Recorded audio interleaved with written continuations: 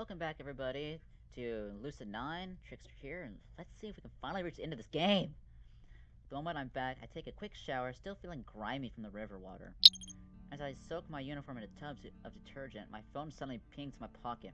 I wipe off my hands before I steal a glance. Who dares message me? Going home tonight. Parents signed exemption from curfew. You don't need me or anything, right? Going home? All of a sudden? Well, I guess that our house is only 1 hour away by the subway, but by the time she gets back, it'll already be 8:30. I'm fine. Everything okay? I wait, but I don't receive another message. Well, suit herself. At least I asked. I hang my uniform over the shower and head to the living room, plop down on the sofa. It's been such a long day. It's definitely nice to catch my breath for a second. Yes, breathing is not overrated. I switch on the television, but only after a few minutes of mindless watching some random talk show, I begin to drift off. It's only now that my body is stationary that I realize how heavy gravity weighs on my bones. For some odd reason, I think of Newton's first law of motion. How did it go again? Never really paid much attention in physics. An object in motion stays in motion, and an object at rest stays at rest. That sounds appealing, doesn't it? Being able to stay at rest and not have to worry about staying in motion. I guess I'm asleep now. I wake in a daze, staring intently at the ceiling. My jaw is pounding in pain. My lungs are still burning. Seems like drowning isn't great for your health. Who would have thought? I briefly check the time. Still early. Way early. Time is 6:24 in the morning. Yeah, way early. Do we have anything on the phone? Looks like we got another email.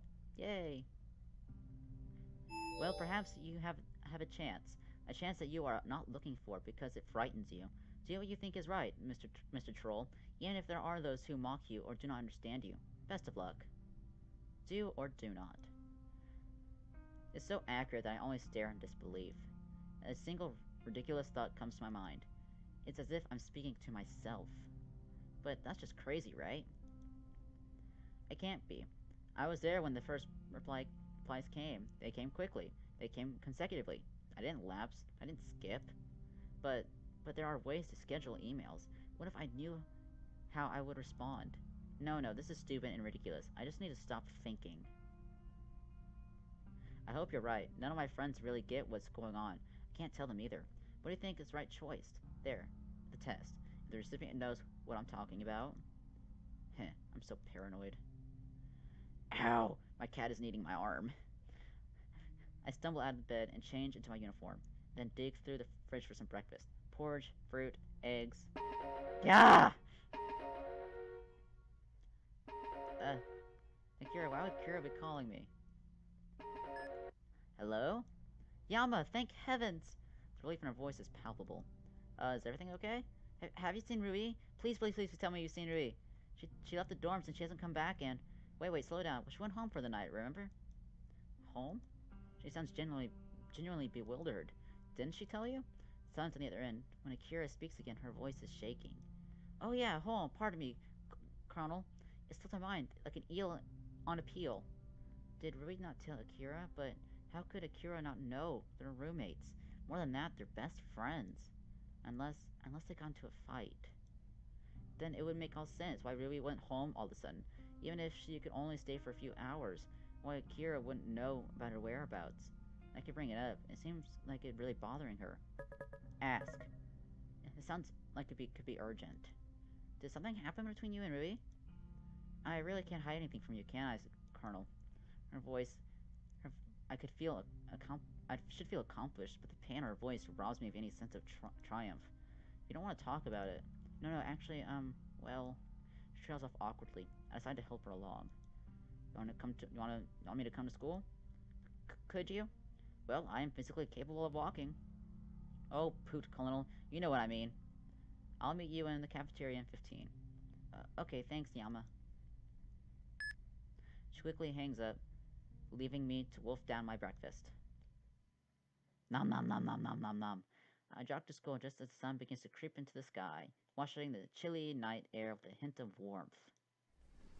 Are you there yet? Akira is waiting by the front gate, eyes fixed on her shoes. Once again, I'm stricken by how empty the entrance is.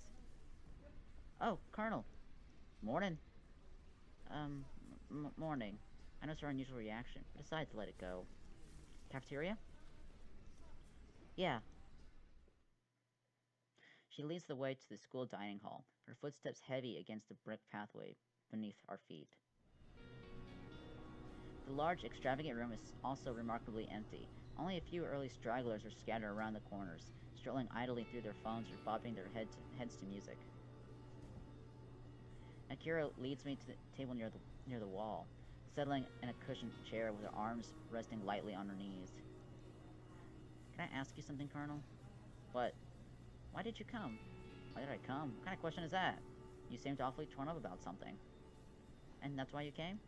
I guess. But what about Rui? Huh? You're worried about her, right? She is, after all, your one true love. I can only snort. She's my friend, if that's what you mean. And you honestly don't feel anything for her? Not romantically. Weren't we supposed to be talking about her and Rui and not me and Rui? What is it? We fought. The words are so plain and direct that it takes me a moment to process. After the impromptu drama performance, she was really upset. From the performance? That would have been nice, but no. I tell you why, Colonel. Then I'd have to kill you. She rapidly switches between saying something deadly serious and saying something flippant. Not sure how to react to her words. Right, and? And war was to be had. We turned against one another. Brother against brother and mother against mother. The words were harsh. The strikes were unclean, and neither claimed victory. Her wild imagination seems to be getting the better of her. From what I can tell, she really just had a terrible argument.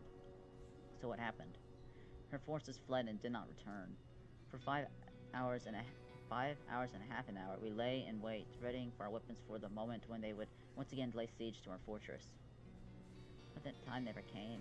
You waited 5.5 hours for her to come back?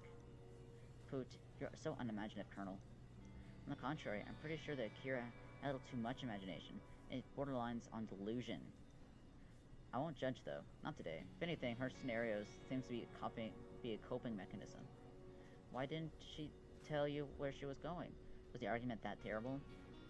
It lasted for 7 score years and resulted in billions of casualties. So it must have been incredibly intense. Interesting. I've never witnessed Akira and Rui in a fight. With their similar personalities, I would have thought they would try to solve things peaceably. Still, you were worried about her. You're a good friend. No, I'm a terrible friend. I'm just like a politician.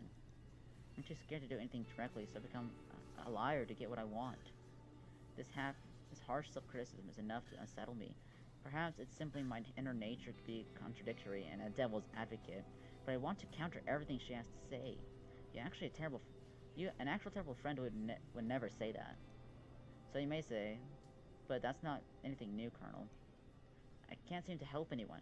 Not as myself, not as Shadow Bell, not as a dragon. My brain suddenly makes a connection and finally understands something. Is that why you try so hard to be different? Different people change the world, Colonel. Aren't you just lying to yourself? She smiled sadly, an edge of pain onto her lips. If I can't help one person, what does it matter? Then again, it looks like I can't even do that. She really stands, nodding quietly at me. Thanks for the talk, Colonel. Time to get to class. Let me walk you. No, I'll be fine. She strides at the cafeteria without explanation. I'm frozen for a moment, working to process everything that I've learned. I'd always known that there was more to Akira than just crazy fun-loving thespian, but I never expected to catch a glimpse that I did. Maybe we have more in common than I originally thought. I returned to the classroom in a daze, pondering this new turn of events. Even though I'm only slightly early, the classroom is already full attendance. I guess that's with curfew in effect, there isn't much else to expect to come to class on time. You sure? I turned to the door. Yahiko is standing in the entryway, speaking quietly with the stocky boy from yesterday. Haru Bonya. I mean, what if you're right? Then I'll be damn glad that I decided to talk when I did. Maybe you shouldn't try this, not yet. Why do you keep trying to stop me? 3 people, Haru. 3 people who were at the first meeting are gone. First meeting? First meeting of what? That's why I need to talk to her today. But you know the rumors. Soji talked with her, and he's fine. Be careful, dude. Hey, when am I not? Hiro nods in farewell and disappears down the hall. Yahiko agitatedly rubs his hair as he takes his seat. I better choose my words carefully. Who was that? Huh? Oh, Hiro? He's a club member. A club member? I'm the best club on Earth, of course. The Happy Club, making people happy since 2018. Oh yeah, the Happy Club. I've always thought this sounded like the stupidest thing in existence, but something dawns on me. What do you do in the Happy Club?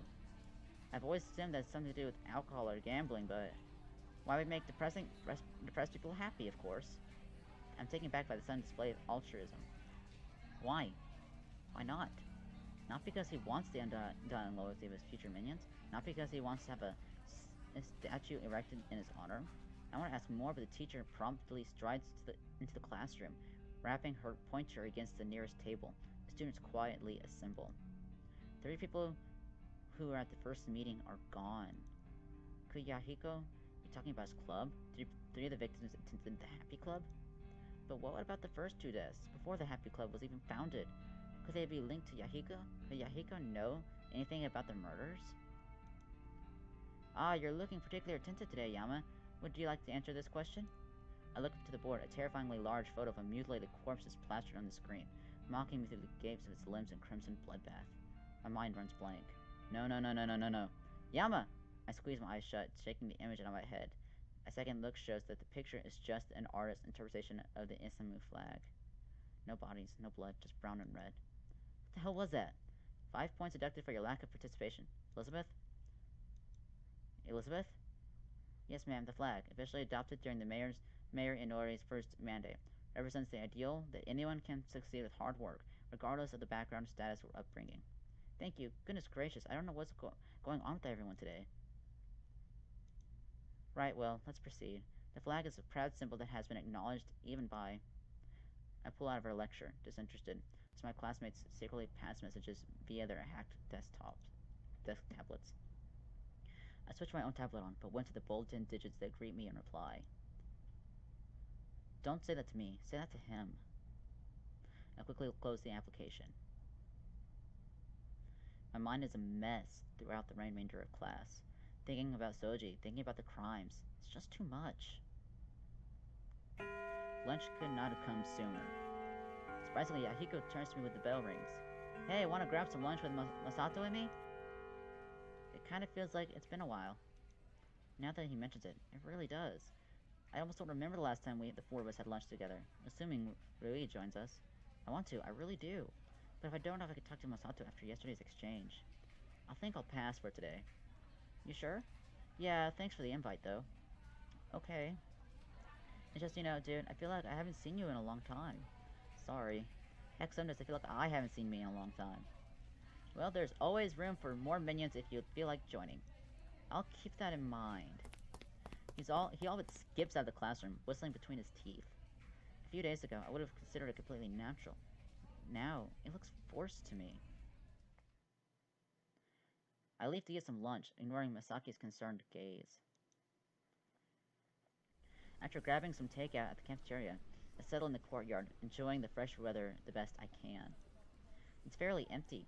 Most students prefer to eat in the cafeteria. The only point of interest is a small group of girls huddled in the back corner, examining the wall. Wait a minute. You're a freak. I can't believe they still let you come here. First, Akane, now Soji? You must pay for this. I edge closer, trying to find a clear perspective between the bundle of heads, catch a glimpse of red hair. Again? Really? Maybe the administration loves you, but we know the truth. We won't stop until we have justice. You should stop showing your dirty little face around here.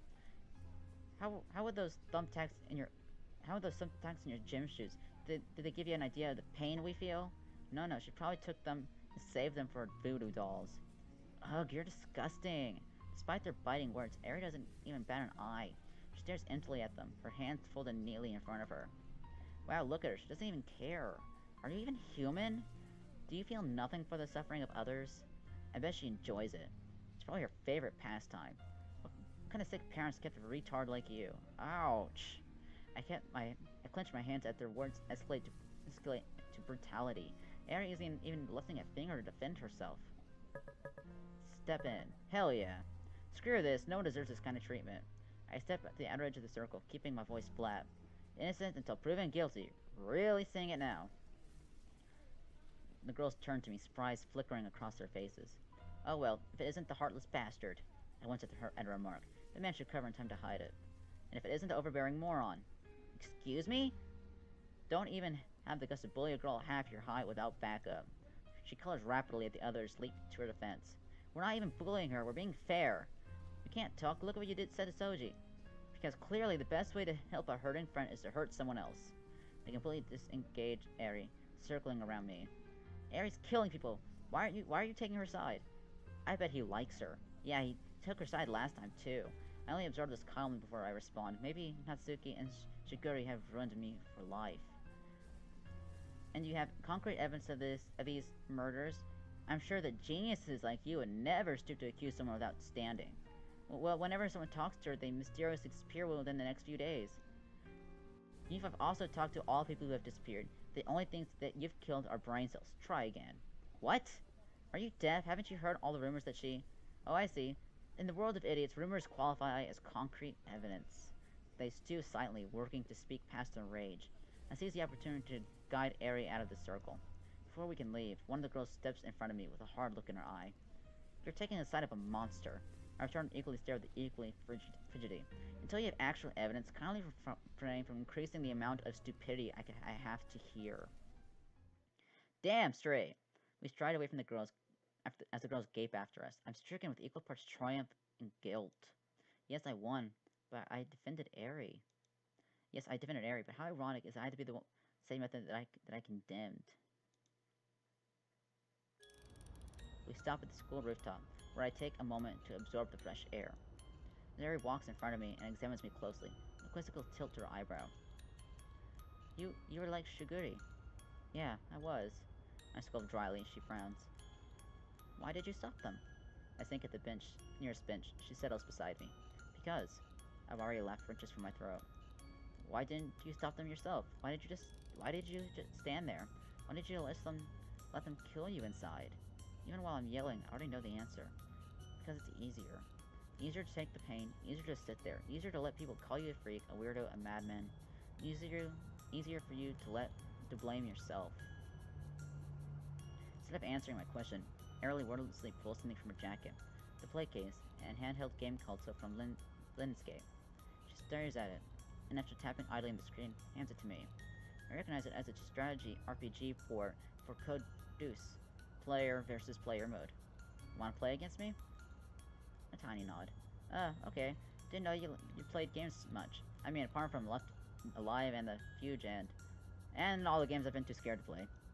I select Sasumu Kuromochi as my hero, leaving Leningrad Lampstrode for Eri, and start producing some basic units. Then I end my turn passing the play case to her. You gonna keep letting them push you around like that? Eri taps the screen with blinding speed and hands it back. I don't care. Really? I can't see any of her units through the fog of war.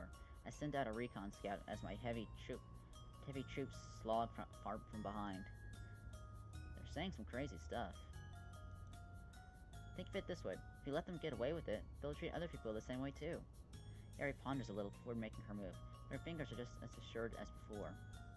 No, they only target me. I noticed in bewilderment that my recon unit has seemingly vanished into thin air. I guess that she destroyed it, quickly, and captured a factory and began to produce tanks. Why just you? She passes it back almost immediately. They said it's because I have red hair. What? Therefore, I have no soul. I spot one of her infantry troops in the woods and quickly annihilate it with my tank. Nothing else is in sight. That's an old joke. Just an excuse to be mean to you. Eri taps the play case. I hear an explosion and wince. Is it supposed to be a funny joke? My tank has vanished without a trace. I begin to move my forces toward the forest, while sneaking my hero across the edge of the map. No, it's a stupid joke, and it shouldn't have been made. I'll tell you a funnier one if you like. She smiles slightly as she returns to the play case. Yes. Can't tell if she's smiling because she has surrounded my forces, or if she's been excited to hear a joke. I slid my hero through the fog of war. What does a clock do when it's hungry? It goes back for seconds. Ha ha, oh, boo! Boo! I wait for the punchline to hit, but Ari only freezes, considering the joke for a long pause. A clock can go back in time? What? No, it's pun. 4 seconds. 4 seconds. Going back for... Never mind. Nevertheless, Ari is smiling when she slips a play case into my hand. Unless it's just my final line of defense. My hero finally reaches his intended destination. A special structure that doubles as my deuce counter. How about this? A Mexican magician tells his audience that he'll disappear on the count of 3. He counts uno, dos, and then disappears without a trace. Boo! I thought stage magic was an illusion. I can only chuckle to myself. As expected, she completely missed the point. But she makes her move, and I hear a mass of explosions. Oh, I won. What? I grip the play case. Her units have completely surrounded my base, and are one turn away from capturing my headquarters. Not today. Leonard, Limpenstein, Stan, whatever. I triumphantly conquered the special objective with Tsukumakunchi, with active my deuce. Table turn. I reverse the ratio of my soldiers to yours. Our soldiers suddenly swap colors, leaving her with practically nothing. Even if it's the end of my turn, I know I've used my deuce well. She looked at the screen intently. I sit back and relax. Even if she manages to kill a few of my soldiers, she's surrounded. Then she taps the screen and smiles. Good. Reinforcements. What? I lean over to look at the screen. My newly acquired soldiers still surrounded by her character. But quite suddenly, from the other side of the screen, a small squad of soldiers have approached. Normally, a few soldiers would be nothing, but my army is still with Leningrad, and these new soldiers have a direct path to me. Shit. I blink and suddenly they're surrounding me. Sasumi Kuromochi has takes a couple down, but he's soon overrun.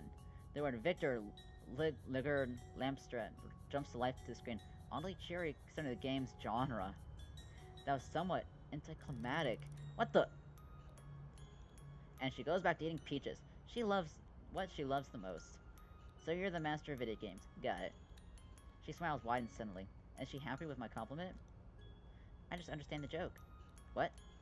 4 seconds. 4 seconds. Oh! I should research that one, but the Mexican magician. Yeah. I'm not sure if I'll understand this girl. You're pretty passionate about video games, huh? I enjoy them. Are there any kind you don't play? Bad ones. Well, I guess I can't argue with that one. So do you have a favorite game out of all the ones you've played? Hyper Fabio Brothers. Super Mario Brothers, really? That was a quick answer. Oh. Why that one? You fight against a bad guy who steals peaches. Princess Peach. I'm not sure what I was expecting. So what got you into video games anyway? You didn't strike me as a gamer when I first met you. Then again, she didn't strike me as a singer, and look how well that turned out. They seemed fun, so I played some. They were fun. So did someone just buy you a console and you decided, sweet, video games, or something like that? Like, what was the first game you ever played? Castles and Creatures? Castles and Creatures, wait, isn't that that's a tabletop game, right? Old-fashioned, makes your own stats, play with a party, go on adventures, all that stuff? Yes. How long? A standard table is 2 meters long. No, I mean, how many years have you been playing tabletop? Speaking with Eri, Haraga is an unnaturally good exercise of creating complete sentences. Oh. Around 5 years. I played a lot before I learned about video games. But don't you need... I quickly stopped myself. A group of friends, that's what I was going to say. But it sounds too cruel, even for me. Never mind. I played with AI. Huh? AI, artificial intelligence. I know what it means, I was just surprised. Why? That's what was available. Available? Available where? At the... oh. Hey! Return to synchronization. Haru Bunya is standing at the roof's entrance, arms folded across his chest. Well, that was convenient. I need to talk to you, Hiraga. I glanced at Ari, looking for signs of discomfort. Her face is completely blank. Leave, Yama. The words are harsh, but her voice is soft. It's almost as if she was expecting this encounter. If you say so. I move to the door, but Haru grabs my shoulder, his eyes piercing into mine. Watch yourself. He releases me and continues to Ari as if he never said anything. So, is this what he meant earlier today? He was going to talk to Ari? Clearly, both he and Yahiko believe the rumors about Ari being tied with the disappearances, but despite that, he's still talking with her. What could be so urgent to trump their fears? I shake off my apprehension and return to class, resolved to ignore his words. Why the fuck wouldn't you eavesdrop? Afternoon classes are just as dreary as the morning, with one key difference. Yahiko is absent. The teacher seems relieved, if anything, when he catches the empty gate and the sorting seating charts. He chirps about linguistics with a heightened spark in his eye. Yahiko doesn't return for the rest of the day. Something's wrong. I drift in between lessons, trying to bring myself to delete the number on my tablet.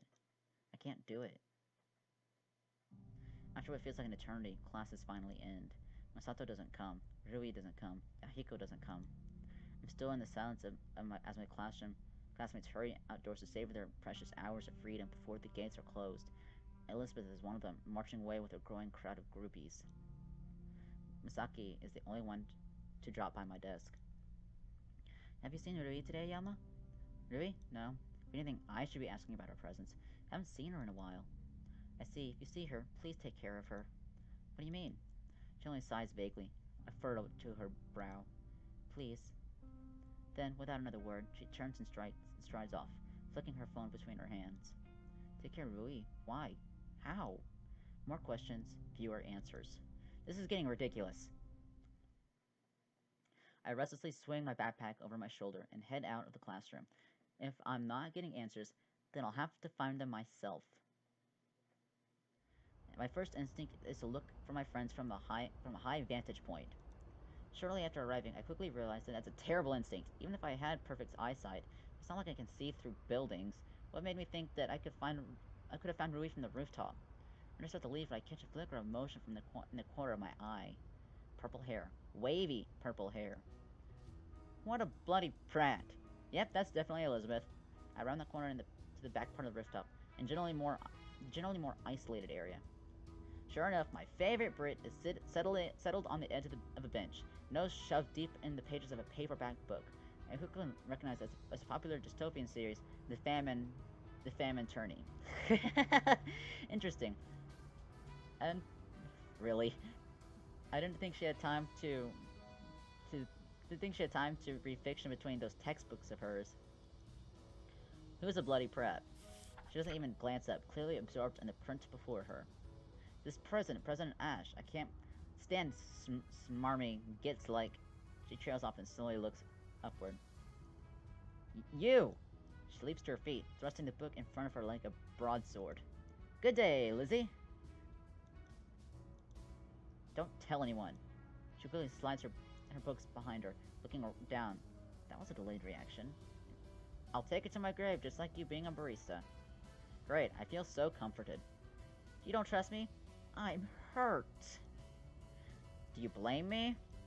I wanted to bite back with a teasing remark, but my tongue is stiff in my mouth.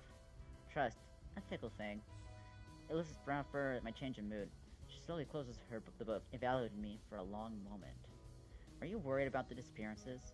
For a second, I'm flabbergasted. It's almost as if she read my mind. What? The main targets are academy students. It's some cause for concern, isn't it? Oh, right. That wasn't exactly what I've been thinking about the disappearances, but it doesn't matter. People die anyway. My, I see you have a sky-high expectations of humanity. What can I say? I'm an optimist. She smirks lightly at this. It seems to soften the hard lines in her face. It prompts me to speak. You know, sometimes you're not that unbearable. Oh yes, I try to answer to your every beck and call. I can tell from the encouragement you shower on me. Well, I am known for my nurturing spirit. By people on drugs? She actually giggles, extracting a chuckle from me. Getting along with Elizabeth? What's going on? It probably won't last, but maybe I should see where it goes. Keep talking. Yeah, why not? I don't have anywhere else to be, and honestly, this could be fun. I take a moment to glance over her stack of tomes.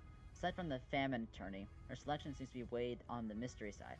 Work of Darther, Oni Cole, Dorothy Dayers, Katha Risti, Gatha Risti, and more. I also catch multiple outliers of the romance department. These your favorites? I've yet to decide. The genre is proving to be enjoyable so far, though. So, you don't know the endings? Her face promptly drops into a cold glare. Don't you dare spoil them! Spoil them, me? I would never. I peer over her shoulder, the famine turning. But you know, if I were you, I wouldn't trust that baker boy. Damn it, I just said. And the archer girl, the main character. Well, don't be too startled if she kills everyone else in order to win the end. Oh, stop it! And the little sister, she may or may not turn insane and become a serial killer. Fine! She promptly slams the book shut and slides it back into the pile, withdrawing a fresh one. Looks like Darther only slides the dogs of Garnemond. Spoiler alert, the main character dies in the end. Again, she hastily returns the book and takes another one. Sorothy's Dare's Gaudy Night. Spoiler alert, the... Shush! The characters end up hating each other's guts and swear to become eternal rivals. Are you going to keep doing this? She looked genuinely upset, so quickly retracted, lost my humor. I was just making it up. You were? Want me to cross my heart? Hoping to die would be better. You must save the best for last, my dear. She snorts at this, shaking her head in disbelief. My goodness, you're exactly like... Her eyes shuffle away, sparkling my curiosity. Like what? Well, you know, Mr. Darcy, sort of, from Pride and Prejudice. Not like you would know about that book, anyway. Actually, I read it. You have? Her surprise seems genuine rather than condescending. I decide to respect it. Why, certainly, Miss Bennet. I do consider myself to be well-read. Elizabeth straightens, her lips twitching into a courtish smile. It appears your considerations for being well-read are substantially lower than the normalities of society, Mr. Darcy. Well, naturally, it isn't in accordance with the equality of my company. And equality, I beg your pardon. After all, dear Elizabeth, a poor Miss Bennet you would make. You are but half English. As for you, Mr. Darcy, you are twice as conceited as your original counterpart. Why, thank you. It is not to be thankful for. A proud man I may be, but I know where to place my gratitude. Is that one place that exists in the world? Naturally not. So I thought. This is awfully fun.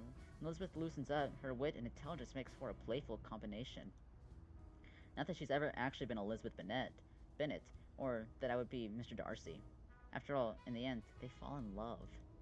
And just the thought sends me into shudders of revulsion. I have a small question for you, Mr. Darcy. What might that be, Miss Bennet? What brings you to the rooftop? Your undying beauty. She flushes brightly, even though I was joking. You taint those words with your capriciousness. What? She quickly loses romantic Elizabeth Bennet in her favor. You can't say romantic things so easily. It loses its meaning. What, you think I mean it seriously? Well, no, but for example, she clears her throat and stares at me dead in the eye. I love you. Despite hating her, or do I hate her? Yes, I hate her. I nearly fall backwards, my stomach turning over. What the heck? I didn't mean it, but you see? No matter your intent, words have power. And you tell me that you love me just to justify that? Well, it's not like I bloody meant it. And then why do you say it? To prove a point, see? You're riled up. That's exactly what I feel when people throw around words so casually. And now I know why this girl can't handle a joke. Still, I guess, to some extent, it makes sense. I don't want to admit it, but her counter-argument is actually valid. So that was why you're always on my case for throwing around my words? Of course, yes. She clears her throat, protectively hugging a book to her chest. Honestly speaking, I didn't hate you. Really? Not at first. So what traumatic event lost Her Majesty's favor upon me? Strangely enough, she ignores my mocking tone. Her gaze is deadly serious. Well, that was unfortunate timing. Wait for Elizabeth to continue, but she immediately retracts, digging back into her book. Answer it. She doesn't really give me another option, so I take a look. Who is it? Better be good. Okay. Hey, you busy right now? I need some grunt labor. Get Marvelous Massa then. Courtyard now. I'm actually disappointed as I slide my phone into my pocket. This was the closest to civil conversation that I've gotten with Elizabeth. Well, Miss Bennet, it looks like duty calls, and as you know, I have so many admirers to see. She snickers lightly. Oh, I would count on it. There are, after all, 70 million blind people in the world. They snort. That was actually a passable comeback. Cheerio, Miss Bennett. Goodbye, Mr. Darcy. Don't come again. I will, Miss Bennett. Just for you. Well, I shan't stop you if you wish to publicly humiliate yourself. I only roll my eyes at her and shut the door, setting my steps toward the academy courtyard. And I'm going to save there. 20 saves, holy crap. And so what you guys think so far? This game does last a long time. Holy crap. But I shall see you in the next one. Bye-bye.